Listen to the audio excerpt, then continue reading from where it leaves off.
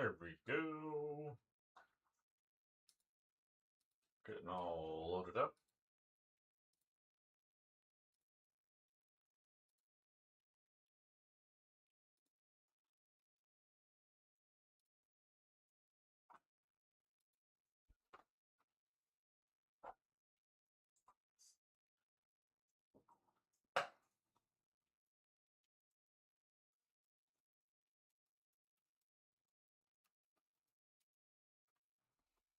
Alright, that's how we do this morning.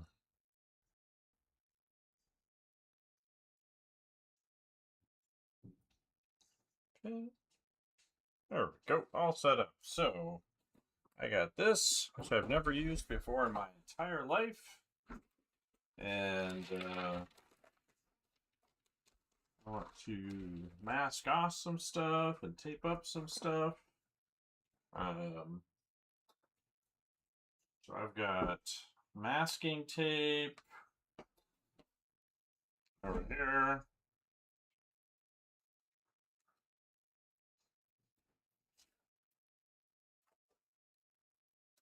So that's our first task of the day. Is I'm going to be painting the kind of foreground to background area.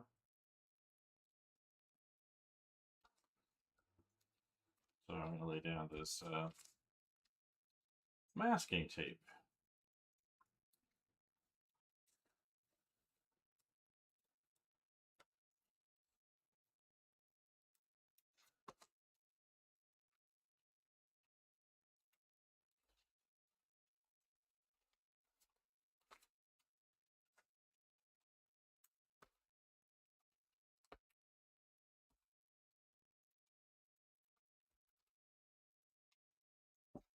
So that's our first task of the day.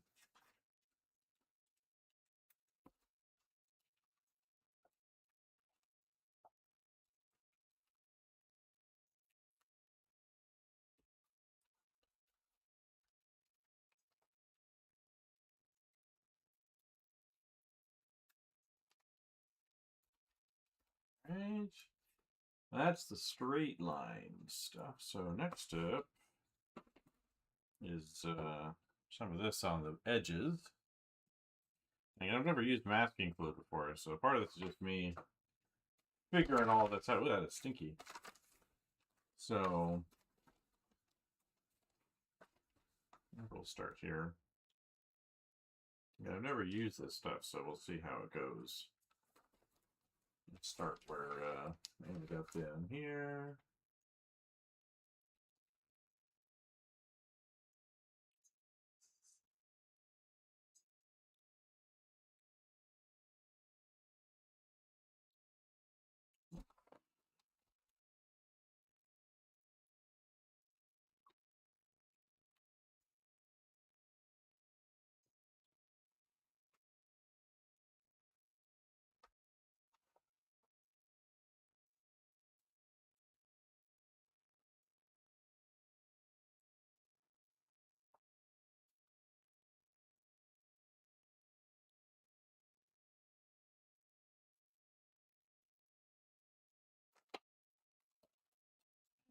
Right.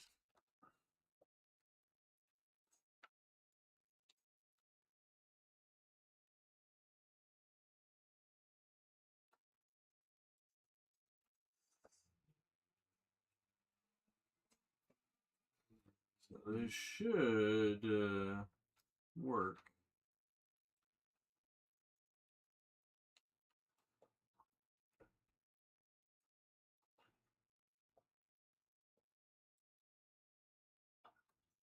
All right, it's transparent then. All right, good to know.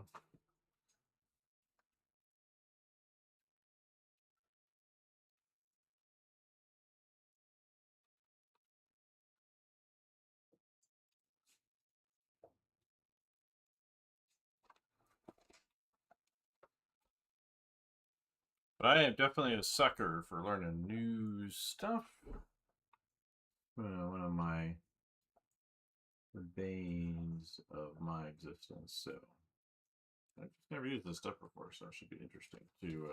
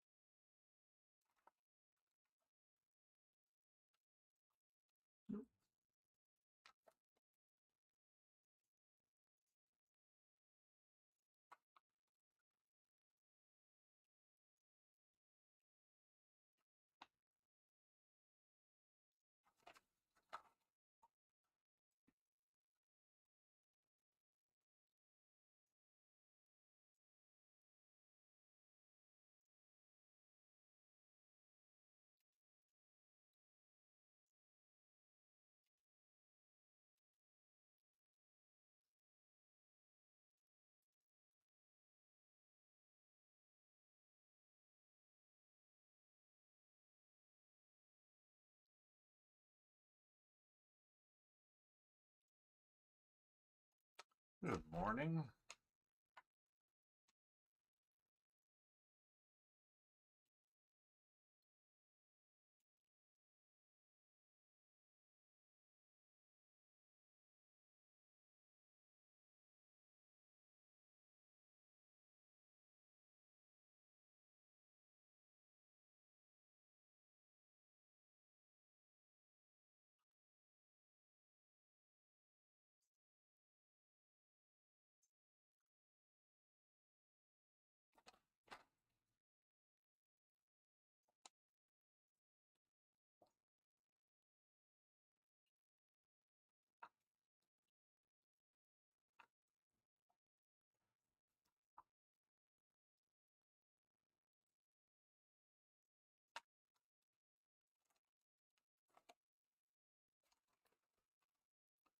Let's see.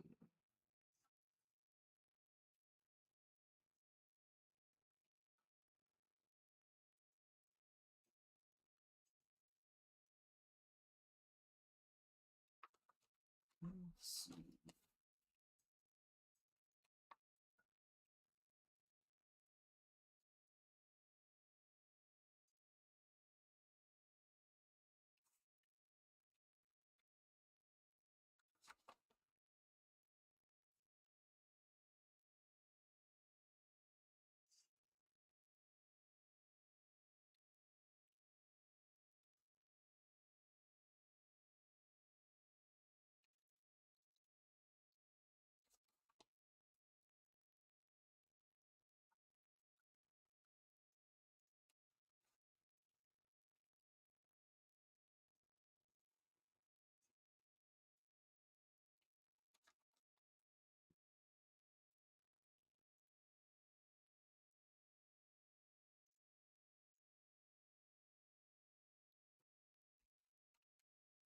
I am painting Friskedon. This is the you are witnessing the first time I've ever used this stuff. So when I was painting in the colors yesterday after doing the drawing, I was thinking, maybe what I ought to do is kind of work back to front, and like I do when I'm normally painting, and so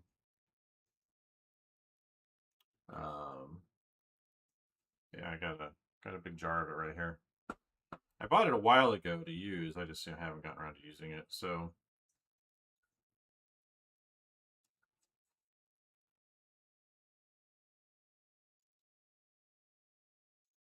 and I got some paper over here to cover up the other areas. But yeah, I thought I would give it a go. It's part of one of my personal flaws is I'm a sucker for learning new things, and it's always been a thing where I'm like, I want to try this, and I want to try that, and I want to try this other thing. And I was looking at some what's the guy, Peter Edson art, I think his name is.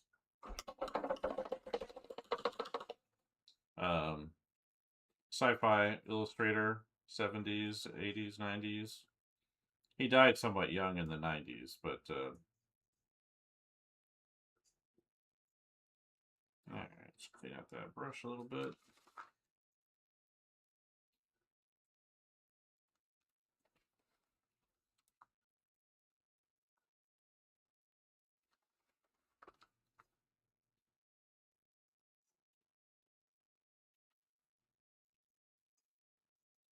Seems handy. Yeah, I've never used it before. I was using contact paper on the comic stuff, but I might try out this stuff on comic pages when I'm doing splattering or whatever.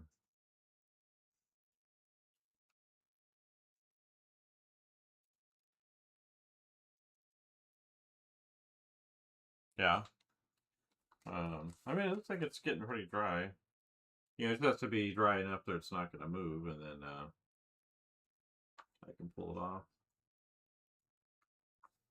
When I went to school, it was kind of a weird time for illustration because it was kind of the beginning of the digital stuff. So a lot of my teachers were traditional artists, illustrators, none of them were comic people. They were all like children's book or magazine or book cover types. And so, but they never covered stuff like this, like at all.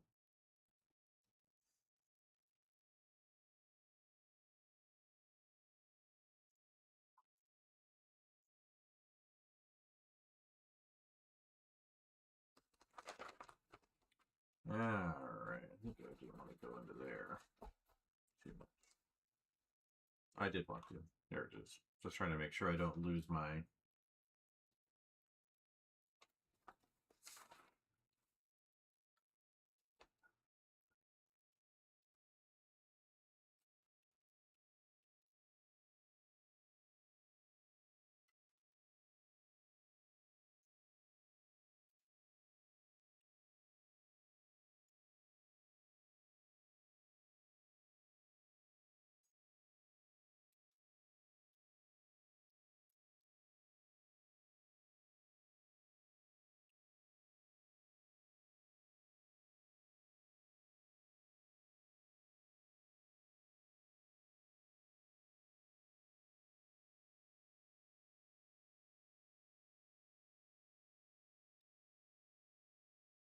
Almost made it all the way around. There we go.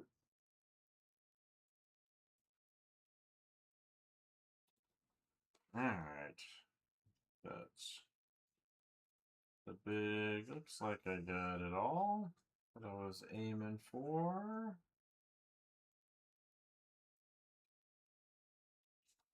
A little bit up here.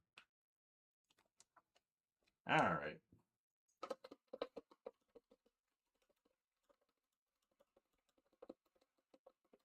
I don't know how it's supposed to... I've never really used this stuff before, so I'm curious to see how it goes. I know there's different brands. I just grabbed this one. It seemed like it was pretty common. So...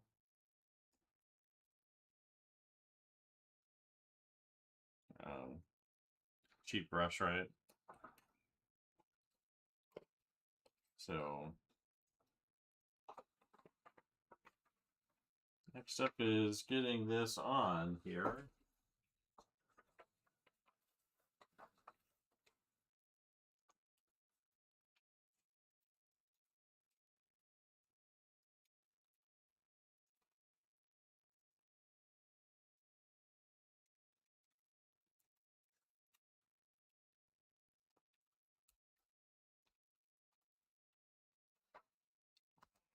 And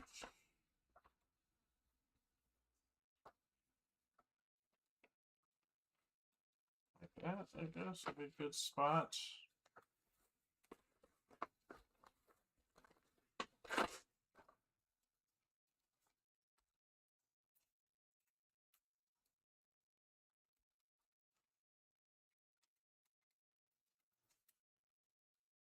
So I'm going to paint the background in after this.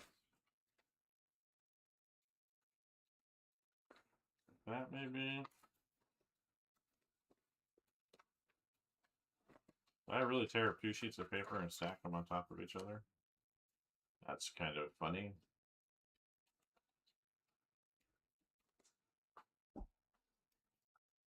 But, yeah, we'll see how it goes. I've got, I want to do a kind of a great... I've got some Piotr Jablonski art in front of me. So that's going to kind of be the color palette I'm going for the most part. So...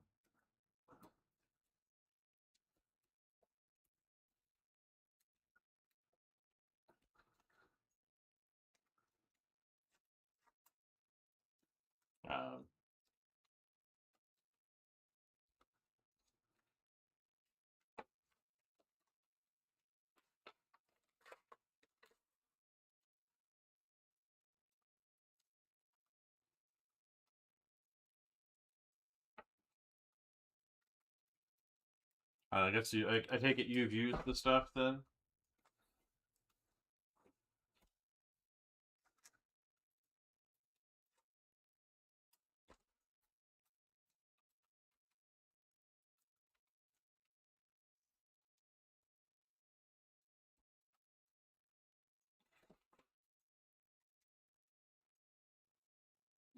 This seems okay for the head area.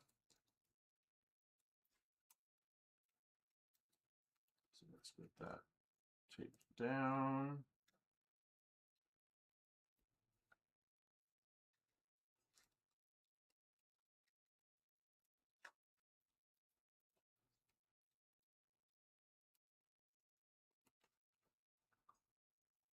Yeah.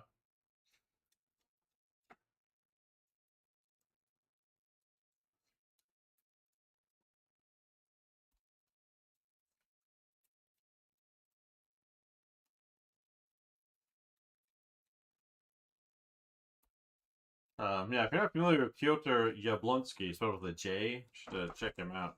Just some cool stuff.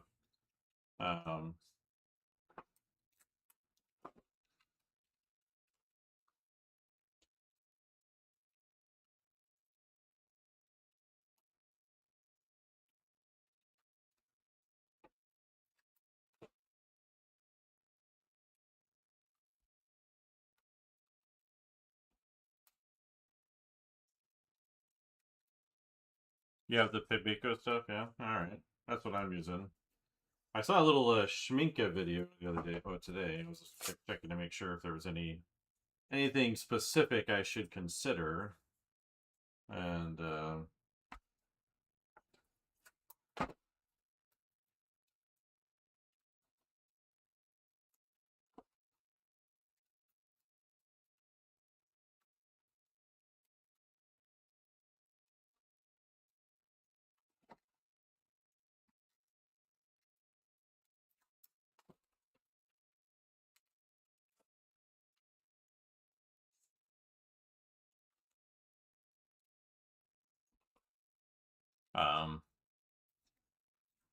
okay.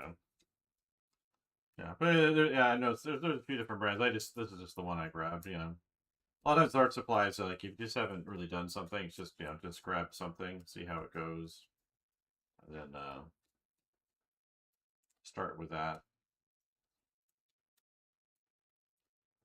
Alright. I think we've got everybody taped up.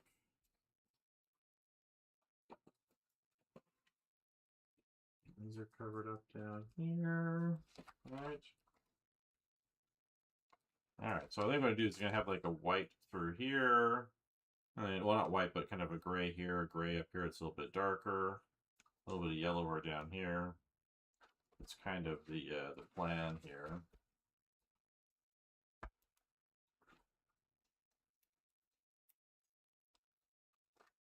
So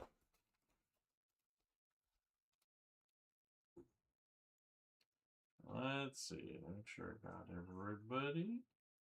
Okay, this spot. No, this spot. That's right. It's an open hole. All right.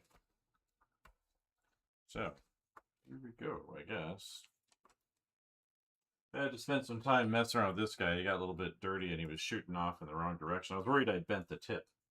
I was like, oh no. All right. So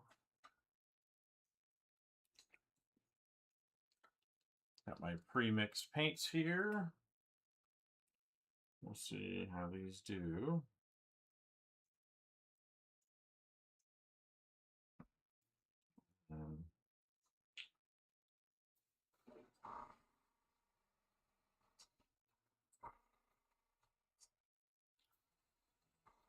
All right.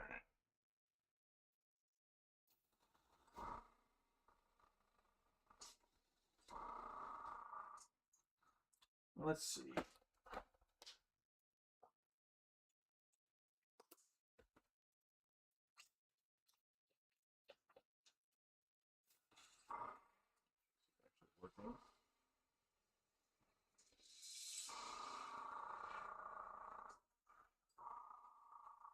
All right.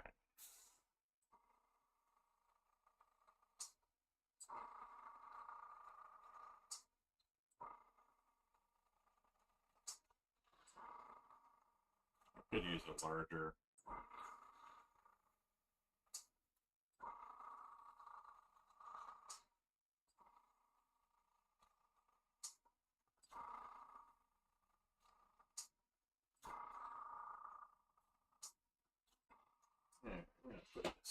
here.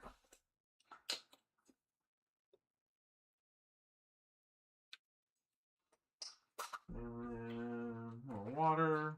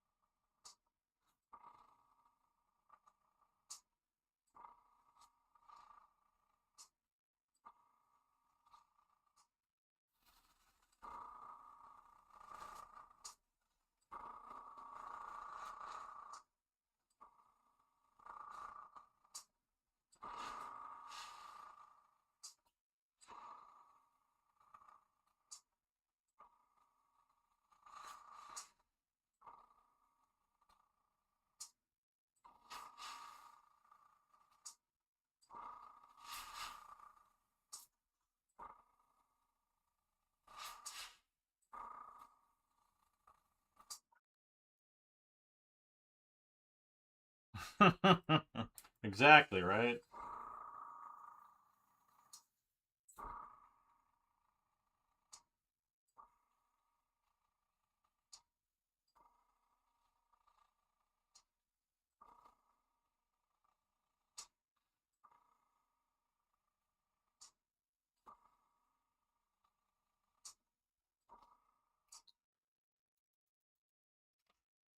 Come on. Flow, flow.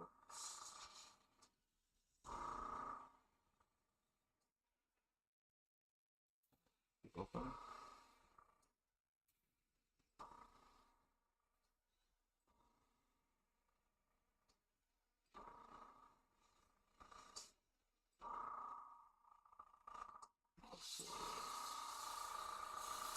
Flow is just a little bit weird out here.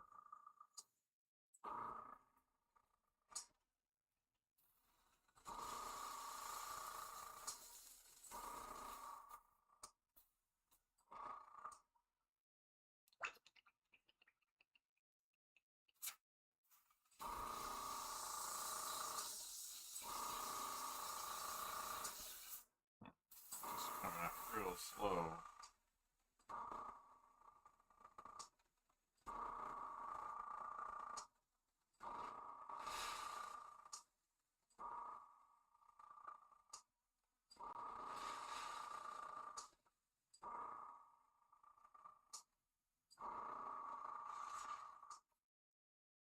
Eric Corrales? That's not who I'm thinking of. I'm thinking of, I mean, maybe that's someone else, but, let's see. Where'd he go?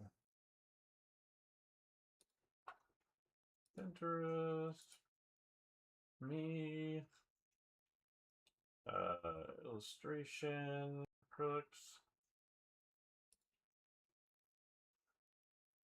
That's not who I said of.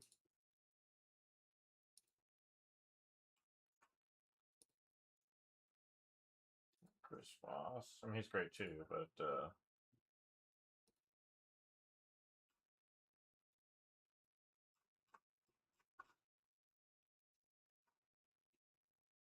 where'd he go? This guy? Yeah. Peter Elson. Peter Elson is who I was looking at last night, but, come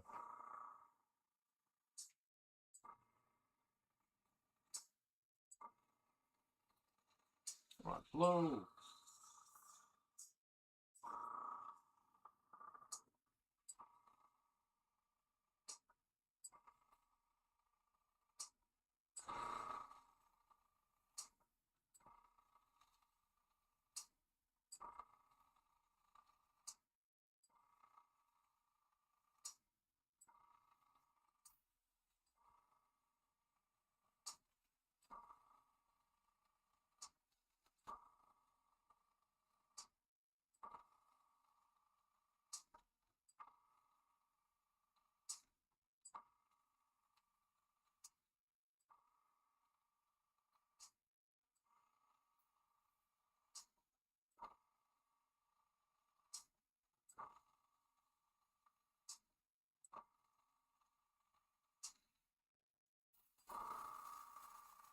Yeah, so I figure this is a good opportunity for me to learn my, work on my techniques. I appreciate that over there on YouTube.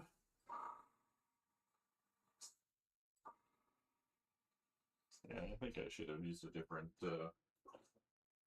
color in here. Let me see if I can't get this freshened up a little bit.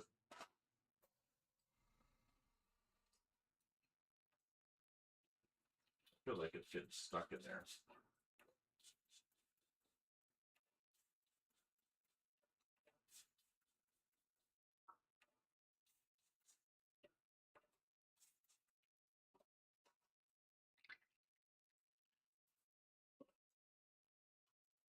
I think it's just a little sticky in there.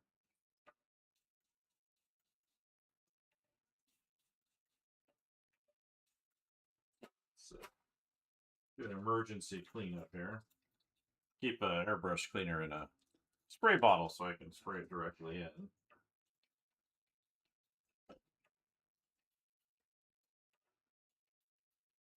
It's getting really clogged up. Let's see how this goes.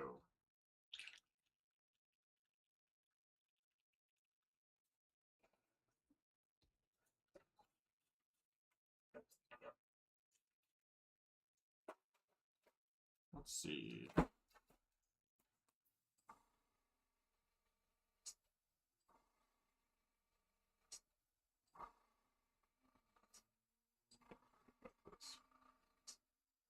Don't want to get it clogged up too early, right? This is how we learn.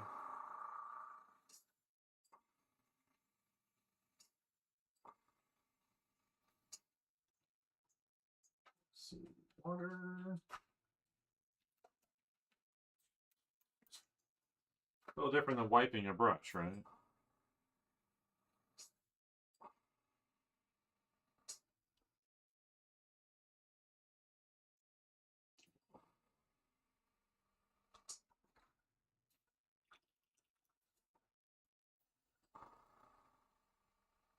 I did pick up one of these recently, so I can spray stuff out a lot more easily.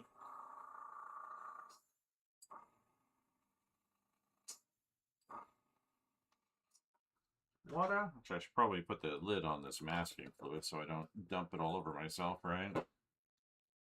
Never done that in my life.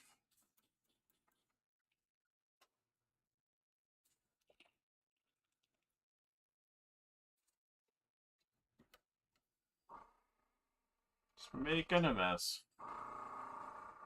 Alright, I think it should be okay now, maybe.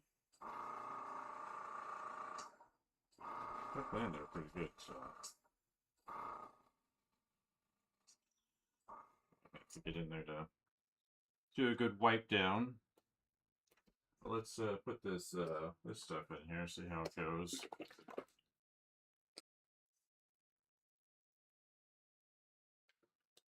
It's just like sputtering out, so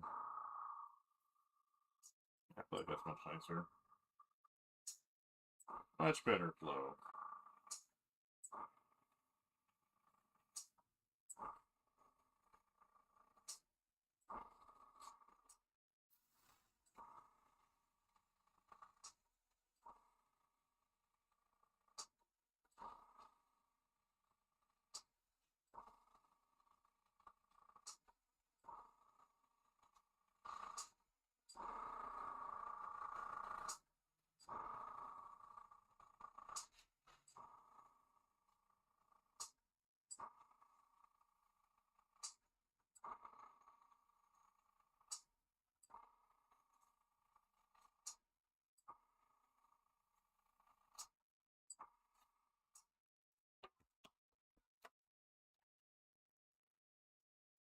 Wrong one.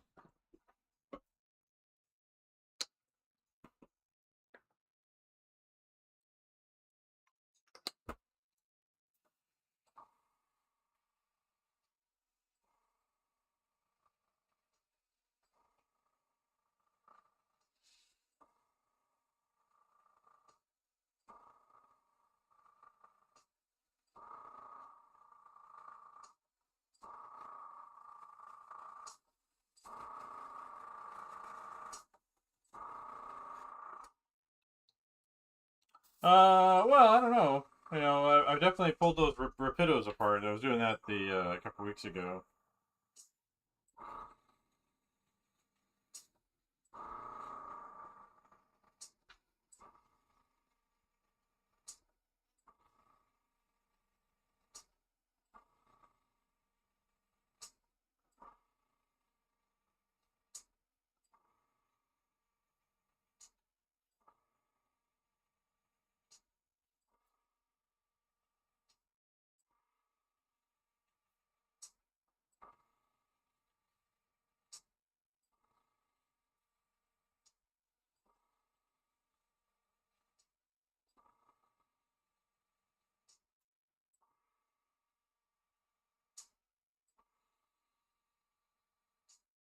Just wish this was a little more opaque.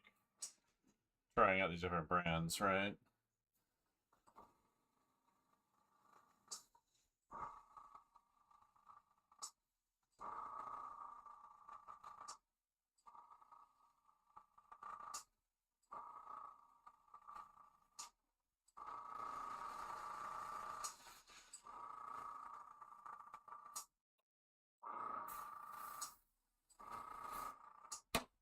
I'll throw a little flow improver in here.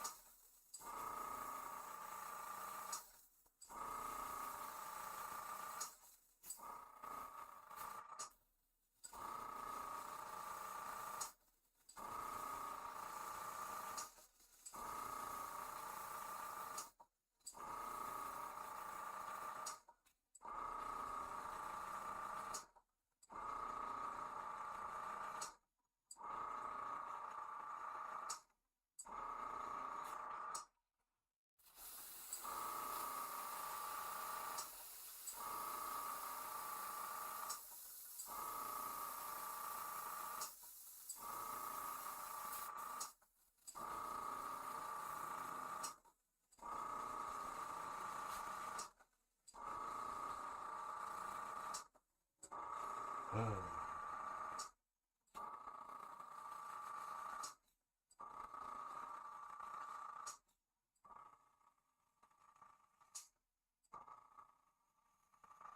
I figured there's like a more opaque titanium white.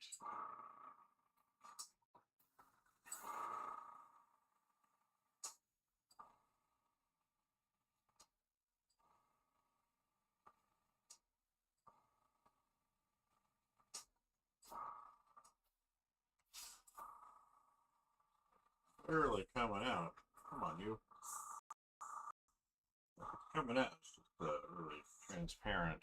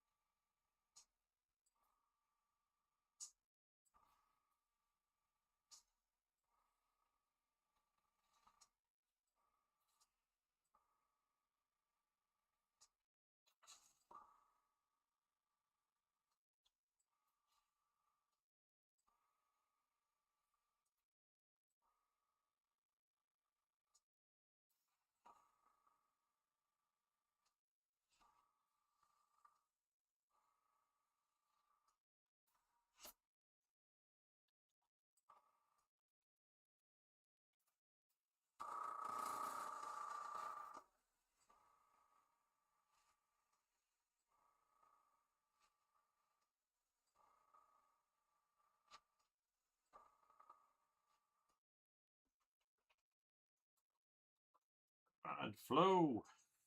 The spice must flow.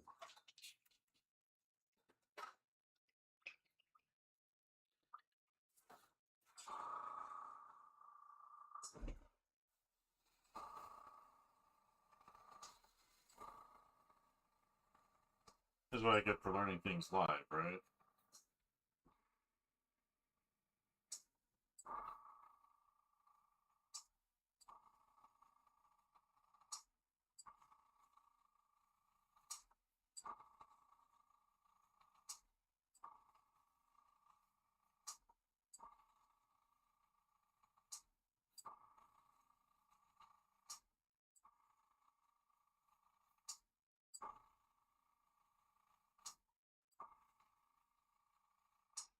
Good morning.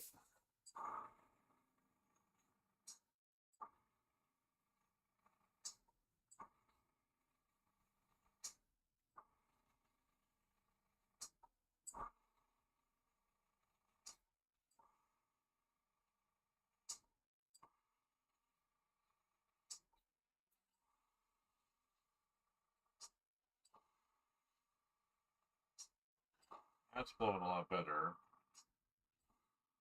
Even if it's not as opaque. A lot better.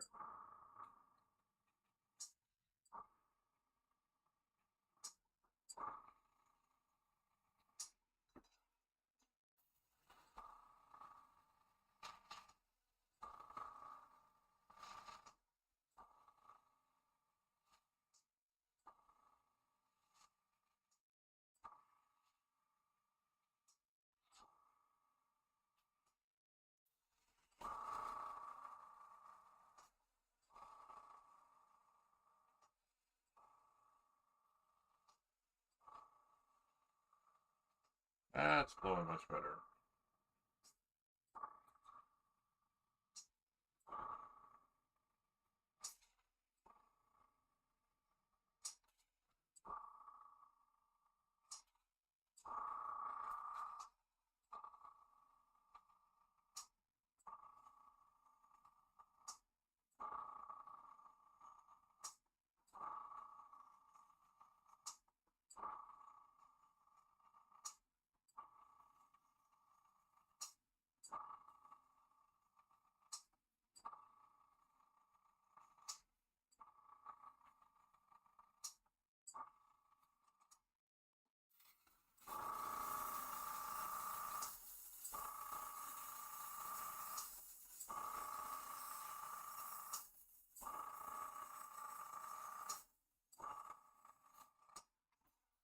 Good morning.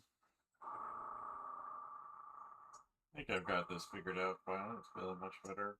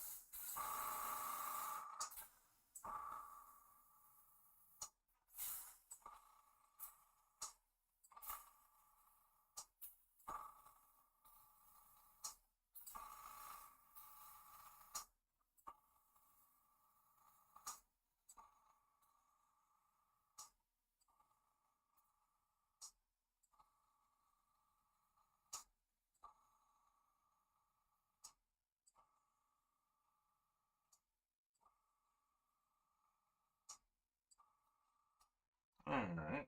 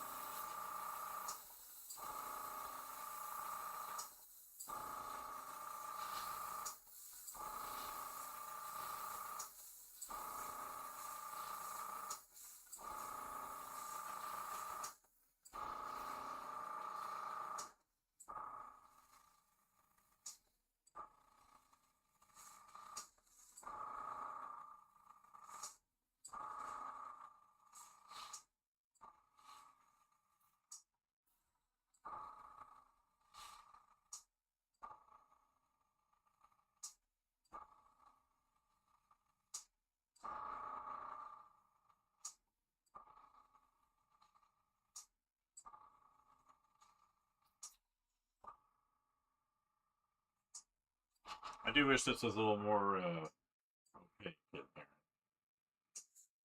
Just like a better option than this. I bought this stuff a while ago, but I don't know.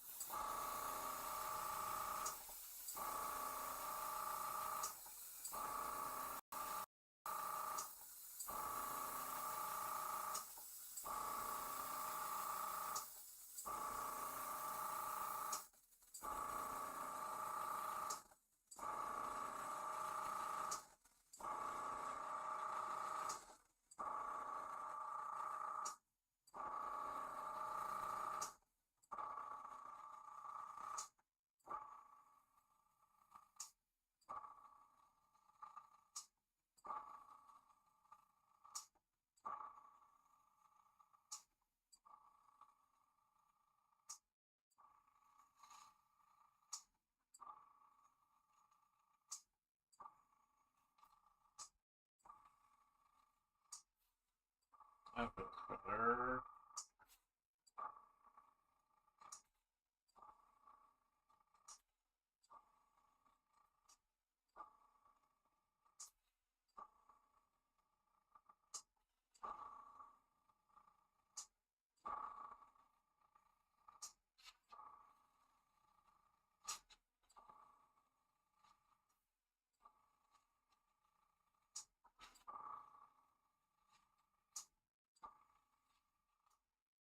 Good morning, good morning.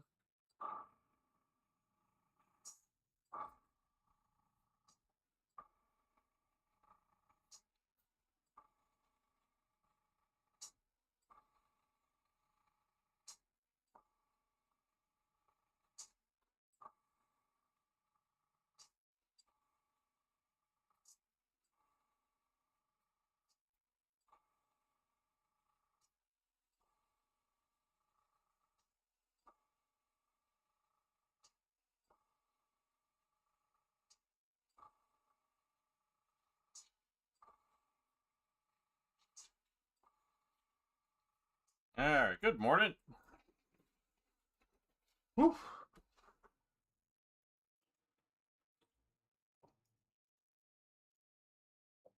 Check something over here real quick.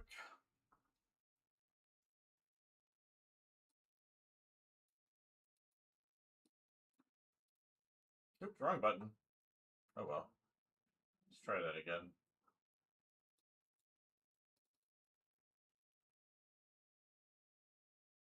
It's over there. Alright, let me turn that stuff back on.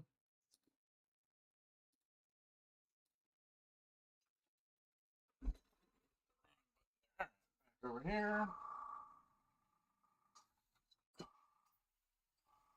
I'm gonna need a larger one just to spray kind of large sky areas.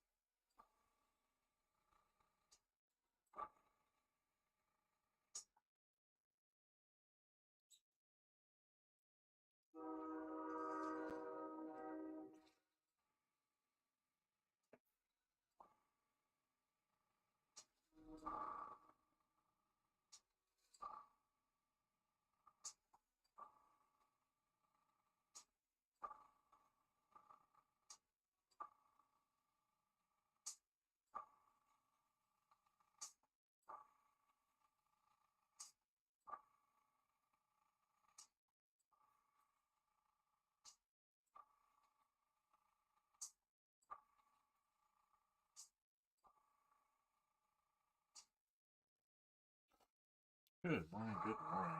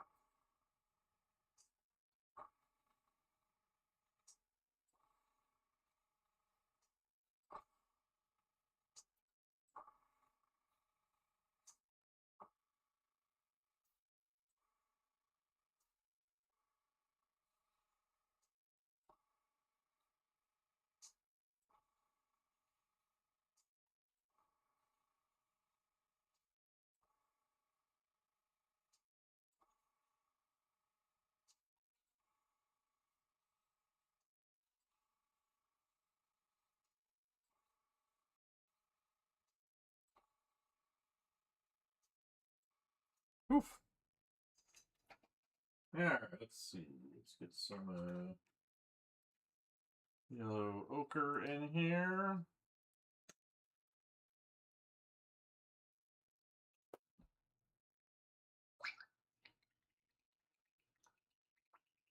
This mixed in.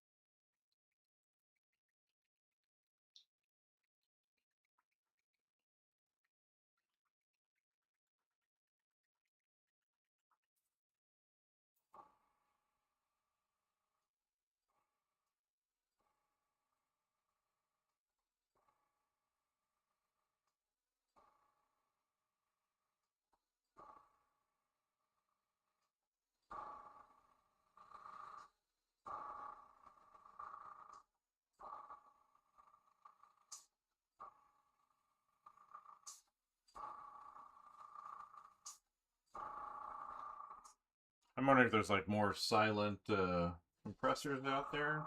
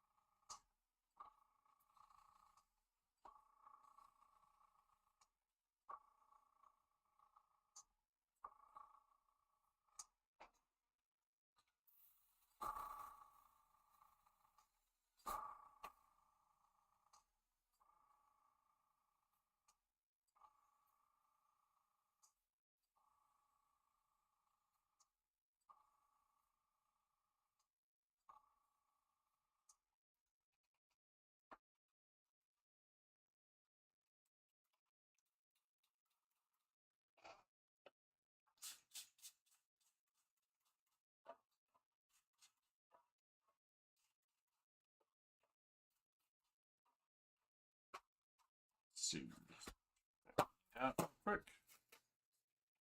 I feel like I'm hitting a better stride on this.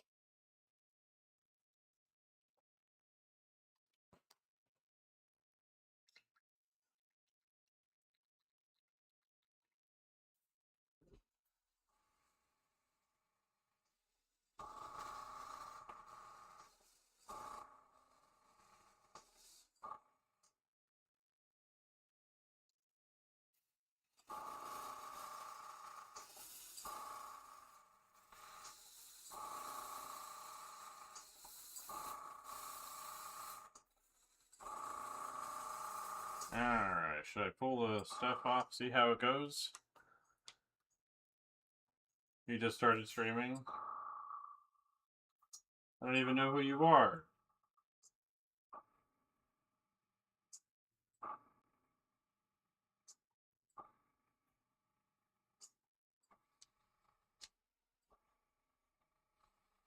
My mom told me not to talk to strangers on the internet or on the street.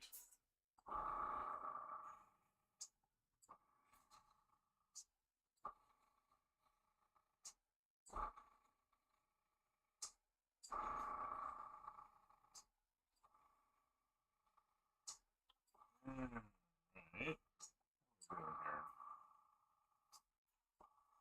Ready to start pulling this off? Let's look under there.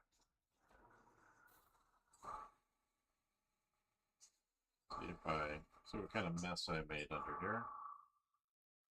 So I don't want to go pure white on this. I want to keep a certain kind of glow. Might transition to the blue. White at the top.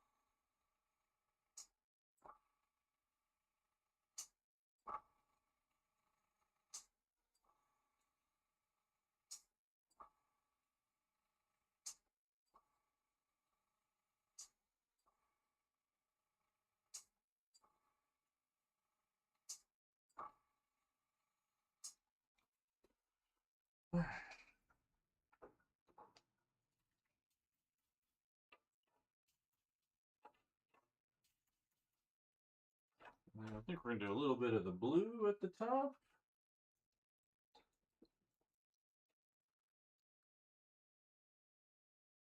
Couple drops of you. And a bit more of you. And some flow improver.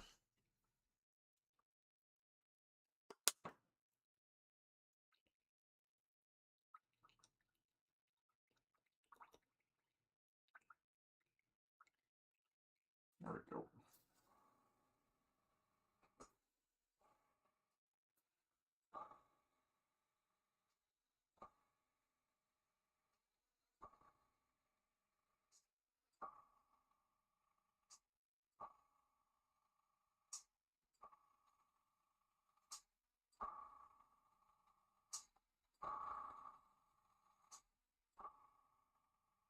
I feel better about this now.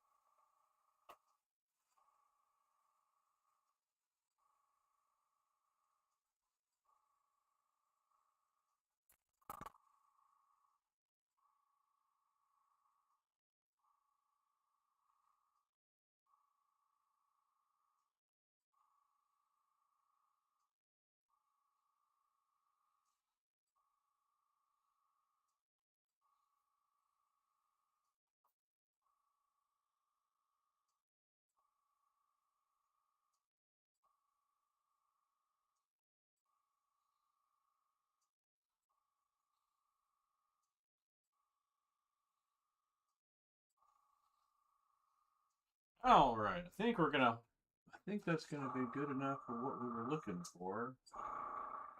I hope. I've never done this before, so you're seeing me do this live. The fog of the mask. Yeah, I think I'm ready to pull it off though. So I'm gonna get some stuff in here. See how that looks.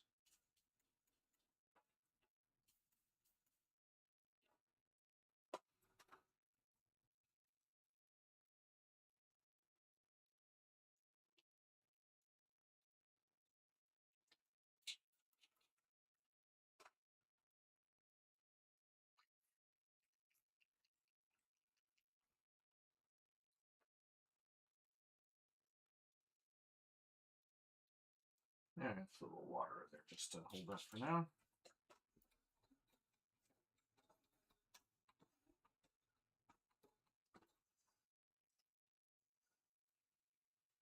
Alright, so let's pull this tape off. I should hair dry this a little bit just to make sure it's dry.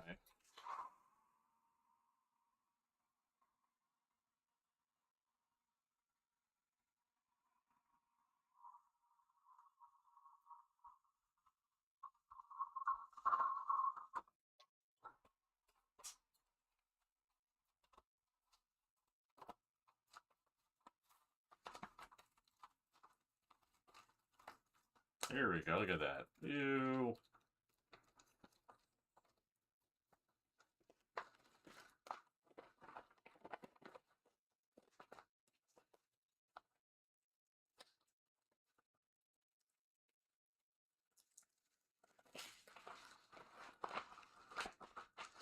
Ew.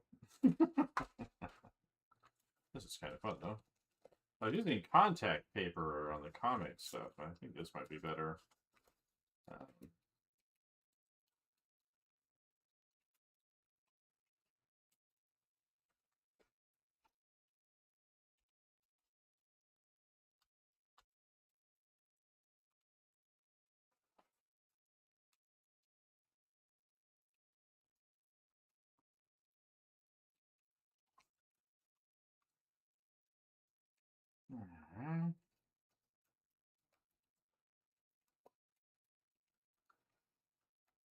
Uh-oh. Oh, that's right. That's true. I was like, what did I do? Um,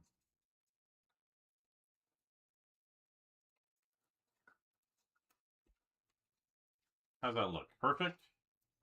What do we think?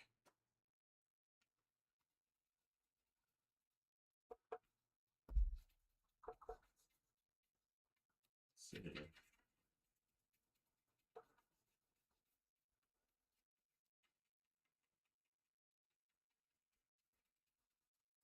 Let's see. Some of this isn't coming off.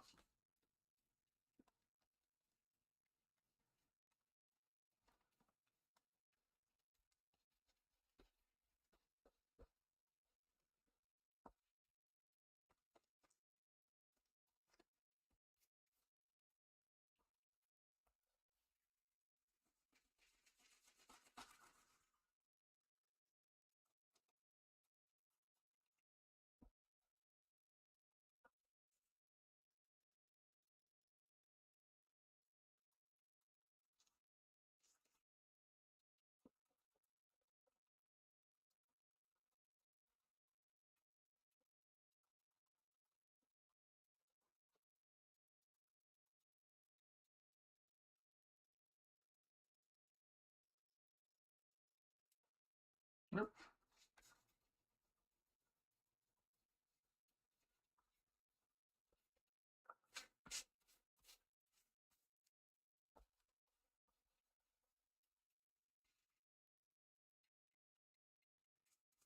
So an eraser or something on this? How am I getting this off of here?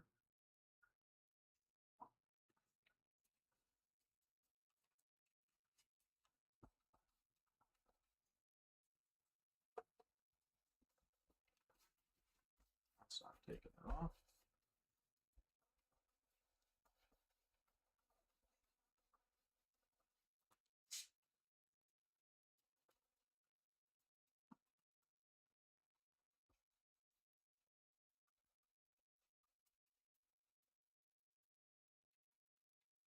Maybe that's just spots where it got through the masking. So it wasn't quite heavy enough in some of those places. That's probably what that is.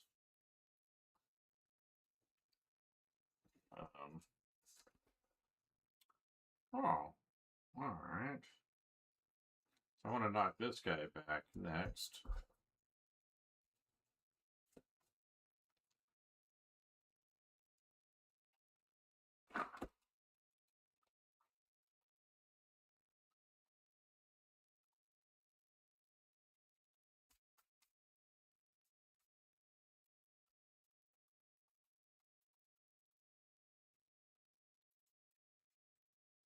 I think those are just spots where it leaked through. Well, that's good to know, you know.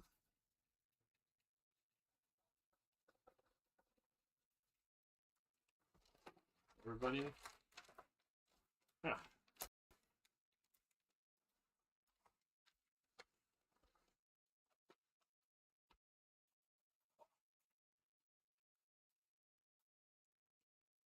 Alright, we're good. Alright, that's good enough, I guess. I think it's an okay gradient. What do we think? Yeah, well, I think what it was is some of the masking fluid wasn't as coverage wasn't great in a few areas.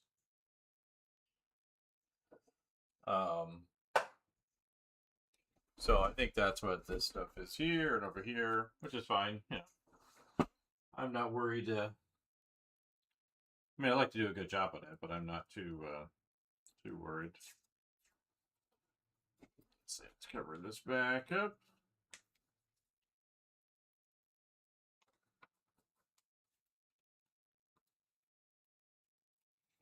Yeah, so I think it feels good. It's good gradient, I think. Could be better. I think there's a few areas a lot, but as far as a learning project, though, we're doing okay. And how's we doing for time? Hour 20, hour 10? So I think I do want to knock this back. Maybe a little bit over here. Some of this down here. So I guess I should have left this stuff on. But, oh well. It was all kind of coming off anyway.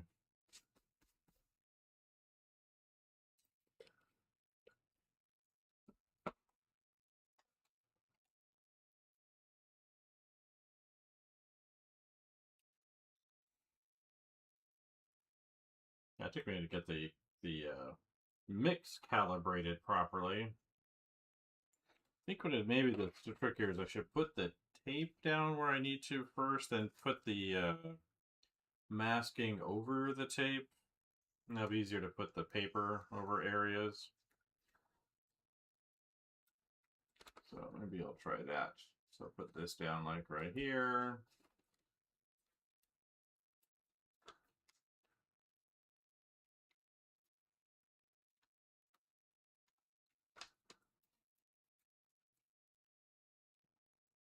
Something like that.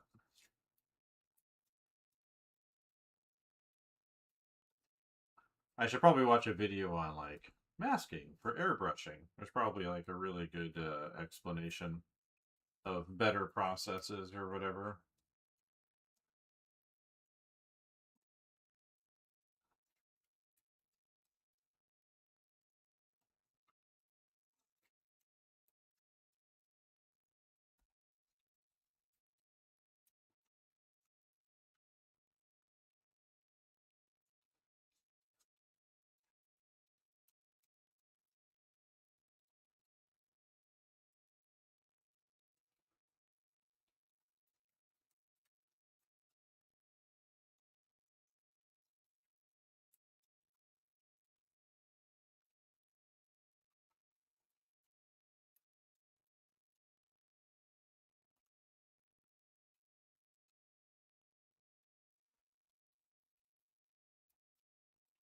Alright.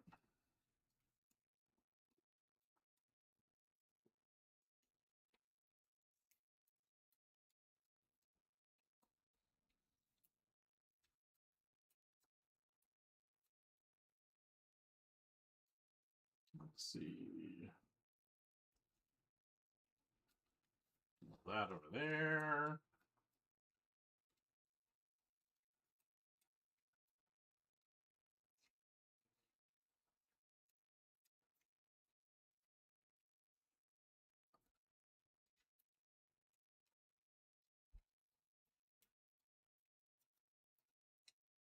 And these down here.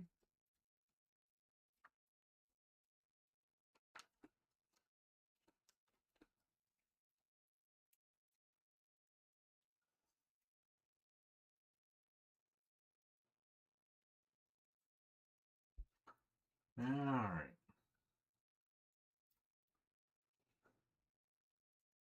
I got some narrower masking tape here too.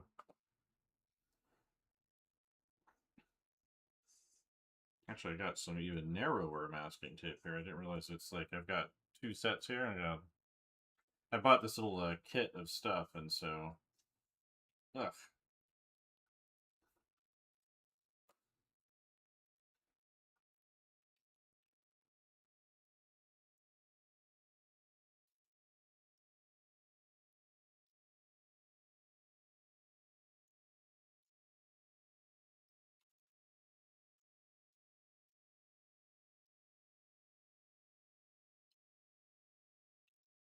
Ah, come back here, you.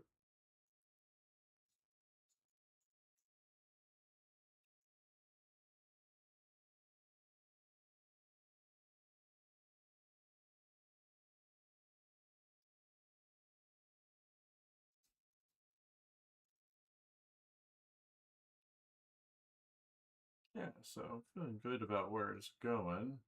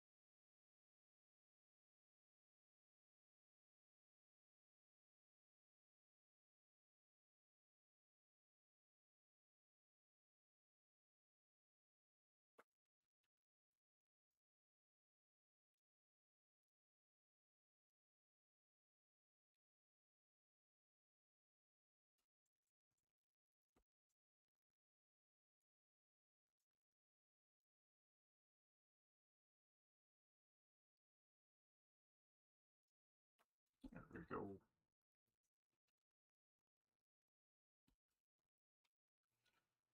This is how we learn, right?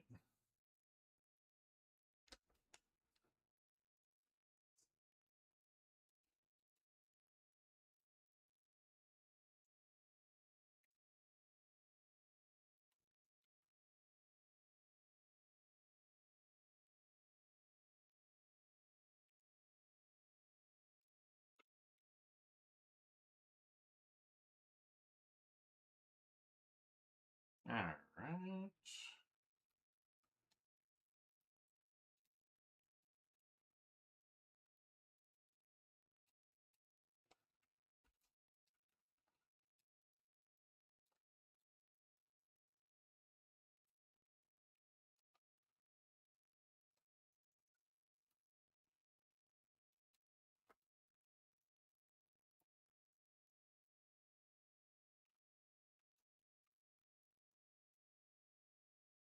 All right, we can mask that off.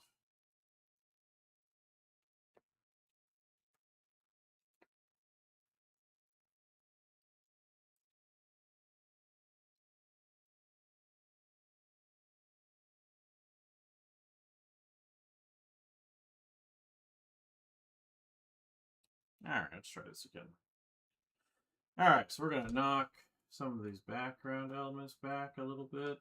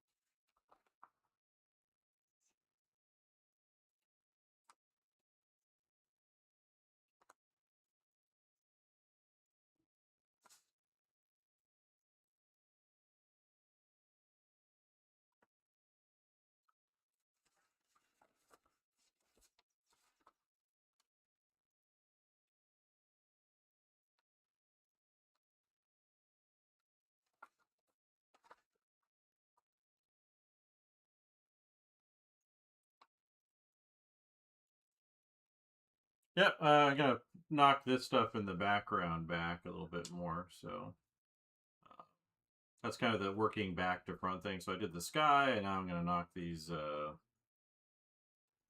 tree things back here. Got a little stringy stuck over there.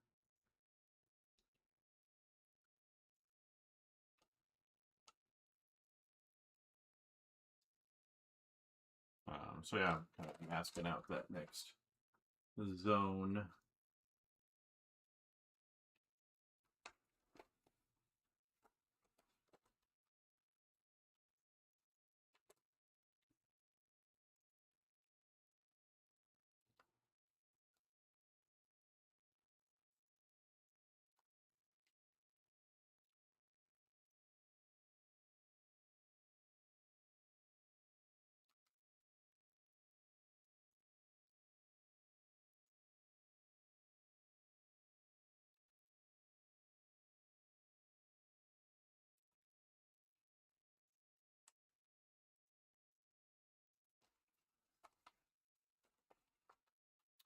Alright, that's it.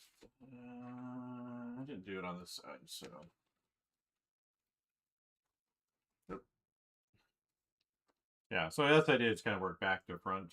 I need to probably be a little smarter about how I pull things off or whatever, but and this could be the wrong way of doing things too, as far as I know.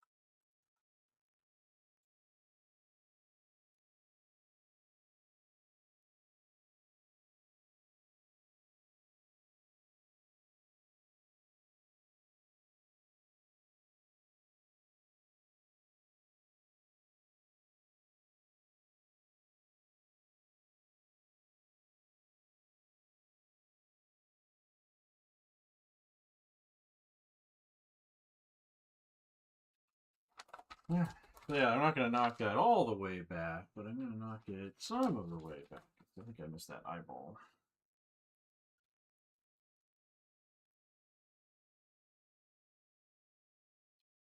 Alright, I think that's everything I wanted to hit.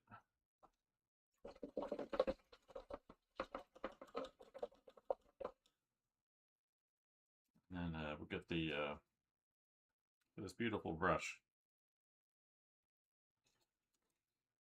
Alright, next up is just covering some stuff back up.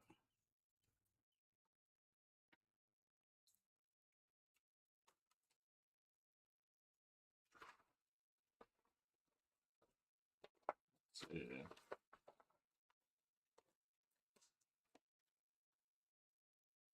Really just need to cover this area.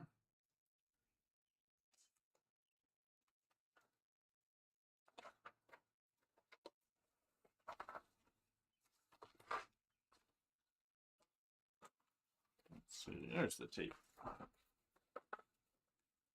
Yeah, so, but yeah, this is how I waste my time. I come out and try and learn new things, and or most people just kind of stick with the thing they're good with. I'm always like, well, what about this thing? I'm curious.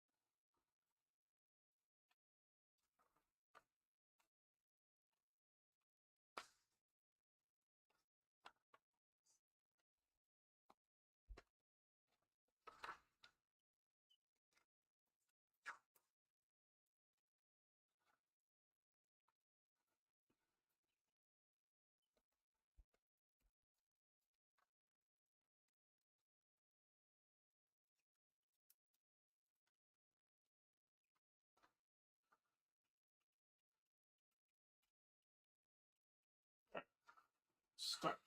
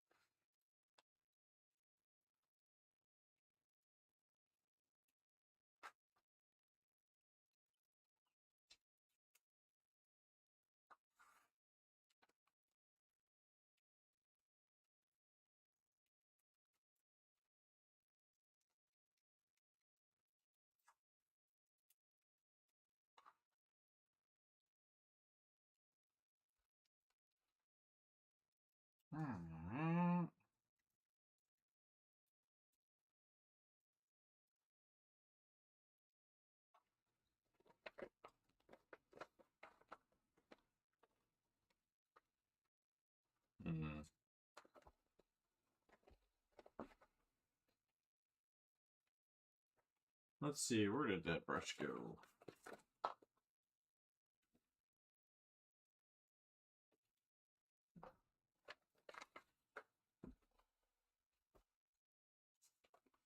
Nope, nope. Where'd it go? Just gonna hit this area up along here. So I could do this stuff back there. Where'd the brush go? Oh, there it is. Aha. Got it. Fog of War is more like what we got here.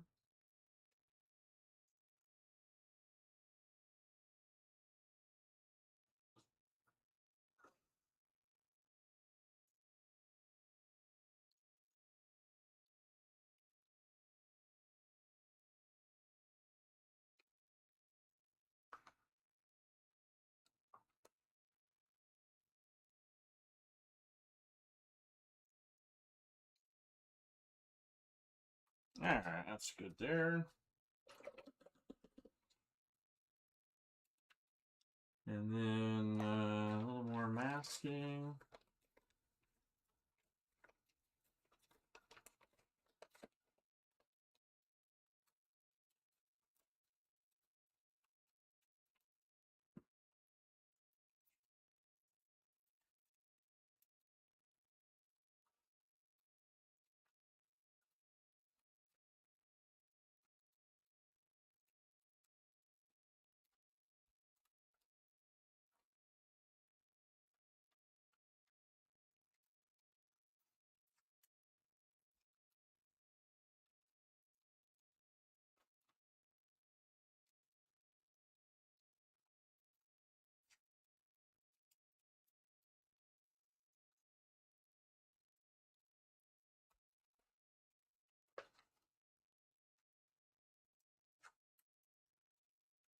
Alright.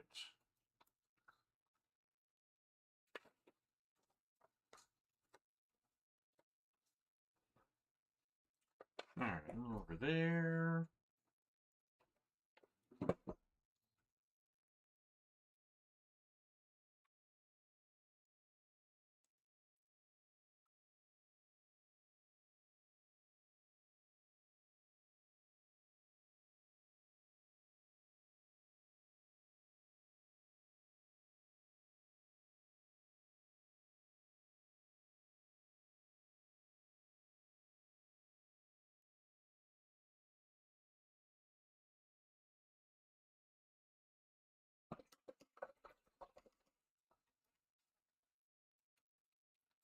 Alright, let's try this out.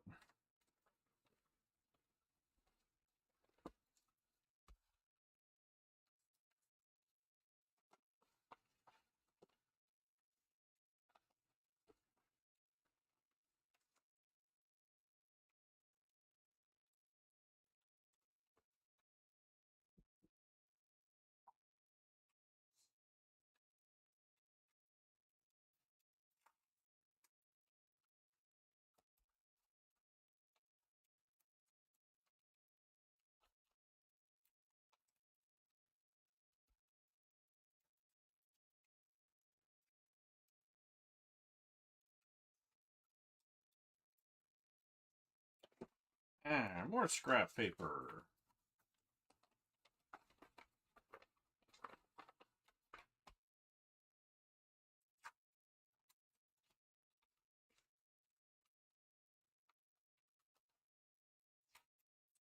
Alright, I think that's everybody. Again, right? And airbrush. Alright, we're gonna go with the mostly white with some blue. Look, there's some fresh Rob Liefeld this morning. Let's see what he's called. The Crash. Let's see what he's up to.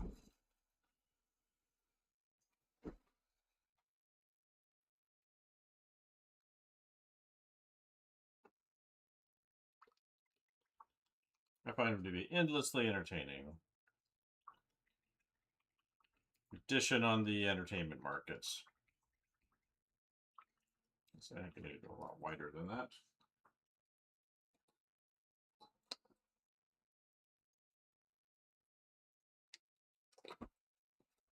Some flow in there.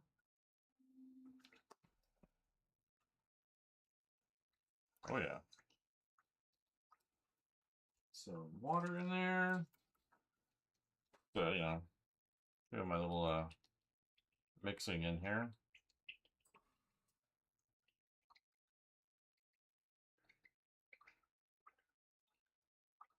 I think it's helpful to kind of like try things out and then see how they go. And then use that as kind of your guide for what you need to investigate. Because I'll mess things up all the time. I'm trying to push when I try to learn something new. Okay.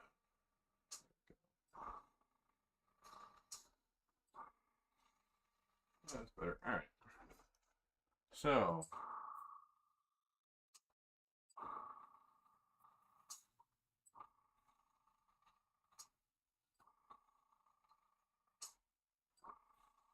Actually, that's going to go far back.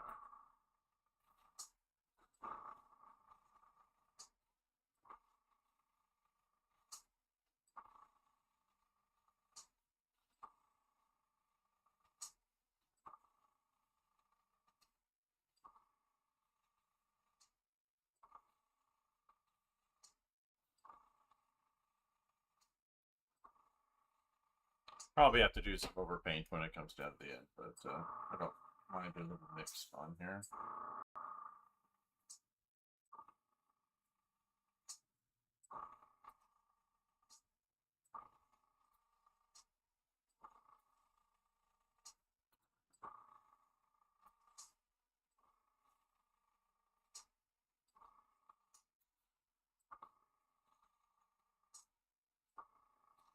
Oh, he's interviewing a retailer. That's always good to hear.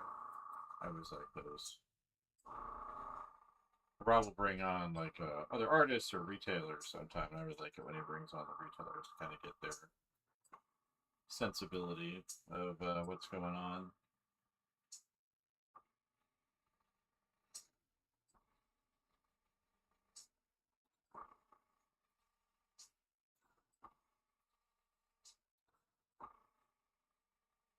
Let's get a nice flow.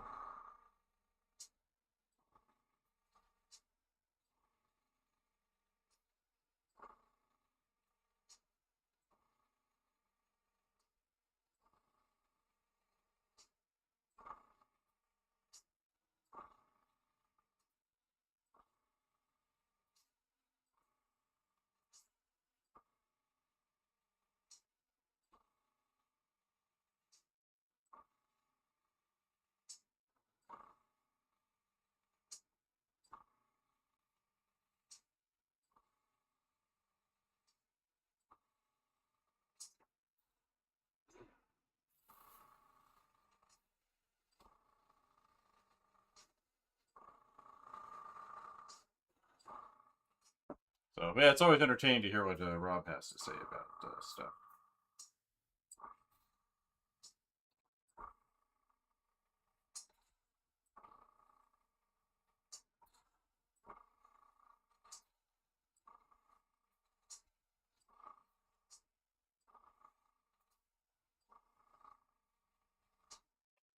That's a good float.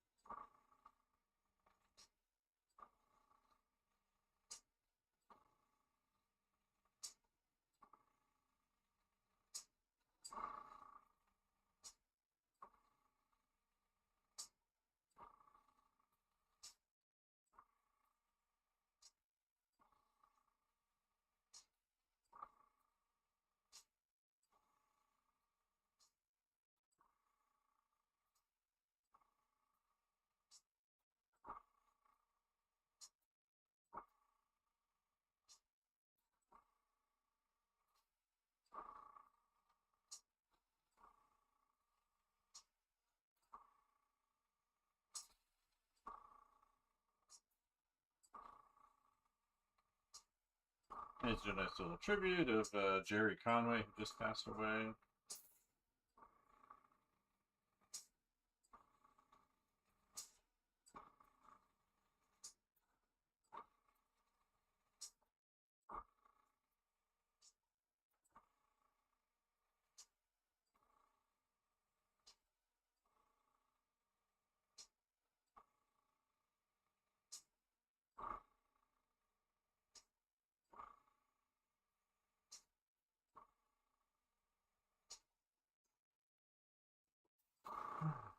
All right, I think that's good.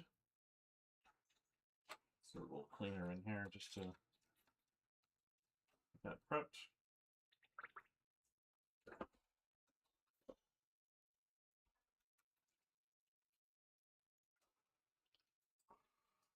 All right, leave that there for now. I think that's going to be good for today. It's been about an hour and a half. So let's see how this turned out under here with this layer. I am curious because, you know, new stuff is always a surprise to me. Nice and gooey. Yeah. It's like, yeah, people knock on him, you know, like, you know, he's not, you know. I appreciate Rob for Rob. And, I think the dunking on him is just kind of silly to a certain degree. I mean, no one's above criticism, but I just find it, you know, there's a lot of, what's the word, sour grapes out there over him. And,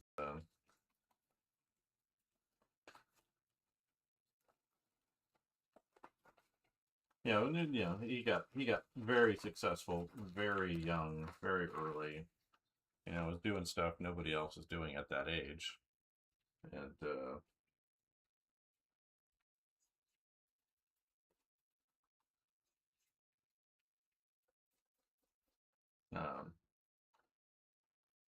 I always kind of get a little annoyed. People are like, well, you know, it's like I pointed to some of my indie comics friends, and they're like, you know, like, he's the last person to really make a memorable X-Man character, or even like Marvel character. And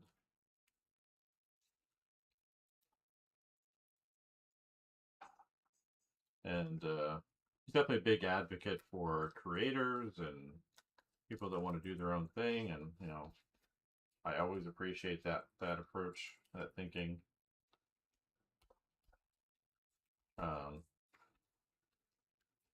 Look at that. So it's starting to see, that feels good over there, mostly. Yeah, again, I'm hoping this will be a really good learning project. I probably made something too complicated, but it kind of got going into the drawing, and I'm like, well, you know.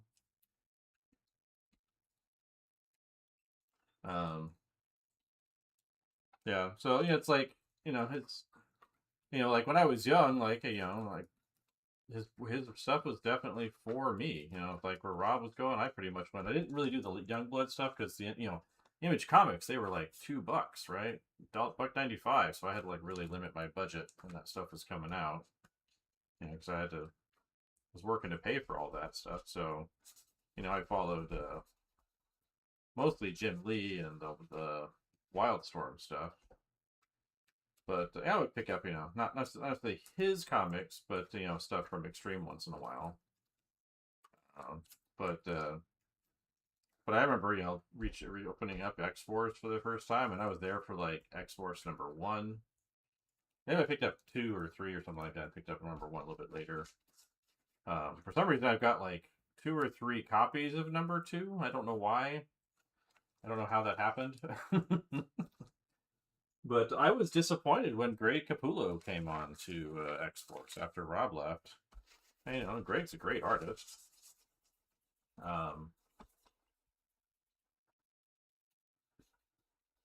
But I was disappointed initially, you know,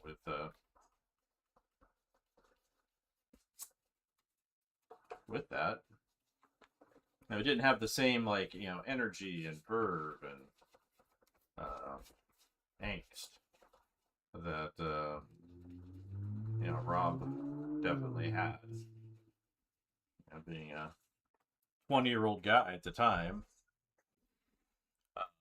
Yeah, So I was like, ooh, $1.95. I was like, $1.50 was pushing it back then.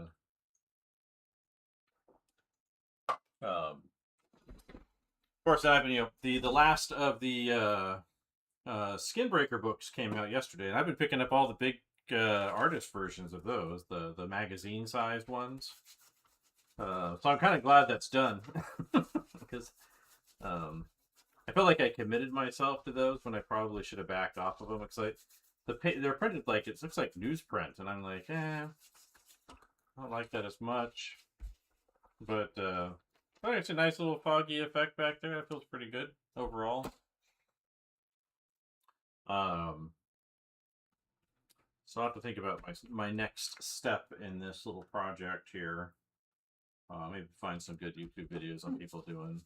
There's a guy who's doing like some landscapes, like he's like repainting like Hudson River painter landscapes with I missed the spot right there. But he's doing like kneadable erasers better, I don't know. But he's doing like these like recreations of Hudson River landscapes with airbrush, which is kind of interesting, kind of as a way of teaching technique on YouTube. So I should probably go look at those. Some of the texture stuff in there. Yeah, it's like, yeah, I was, again, I was like, well, it's fine. Greg Capullo is fantastic. Nice. He's he grew a lot working on Spawn later on, and then all that good stuff. But back then it was it was just a little soft, compared to what Rob was doing, and that was my teenage mind at the time. That's what it thought. So that's an interesting kind of thing to think about too, right? So it's like you look at Absolute Batman, and it's got that similar kind of energy in it, where it's a lot of frenetic activity, but yeah, I think that's important. Like I was talking to someone today about there's this Huxley book that Ben Morrow is doing. He's a concept artist. He's worked on like major films, and he's releasing this. He kind of got big in the NFT thing when it first happened. He kind of jumped on that right away, but he's been using the money he got from that to work on this IP project he has called Huxley. And if you go watch the videos for it, like, it's hard to tell like what's happening and why everybody's walking around really slow and solemnly. It kind of feels like concept art, the movie, and it's missing. Like, I've watched the videos and it's like it's missing this sense of why things are happening and who the characters are and how they relate to each other and why I should care. But you can tell he's put an immense amount of labor and money and time and everything into it. And like, it looks nice. I just don't know what it's for. Whereas there's this guy, I forget, Bittersweet or something like that. He put out this little like interesting little mech project. He's been working on his own little video project, animated thing. And this thing had like so much character, and it was still another robot kind of thing, but it had way more. You could tell it was interested in what it was doing, how it related to that thing. Even if you didn't know what the story was, you could kind of tell what was going on. And I look at that less as like a critique of the Huxley project, more just like something I should be aware of for myself. Yeah. It's like, it's an interesting visuals, right, kind of thing, but, stuff like that, just, it's like Avatar, it's just, Screensaver the movie. And I've never had any interest in seeing the other ones. I only watched the first one because it was an interesting kind of production effort, right, where they we're doing all this kind of 3D filming and seeing things through viewports and all that stuff, and that was really that was what was interesting about it. And it was like, very realistic looking, entirely CG world, but that was like the only thing that was interesting about the movie. And Cameron's an incredible filmmaker, but I don't get the Avatar thing. But if you look at it, Avatar has been with him for a very, very, very, very long time. Like, it is not a new project to Cameron. Like, he's got concept art from it from like the 70s, from before I was born. There's a book I'd like to get that's about his concept art stuff, or about his art overall, that I kind of want to get just to get a better look at that stuff. But yeah, it's yeah, it's interesting questions to ask myself about what I'm doing, and I try to like frame as much as I can. You might, because like I don't mind being critical. It's just I want, you know, if I'm being critical of something, I want it to mean something about myself. Like, it should reflect back on me as to like what, you know, what I could be doing better, and you know, to use it as a warning, not to just be like, ha ha ha, you made mistake. Um,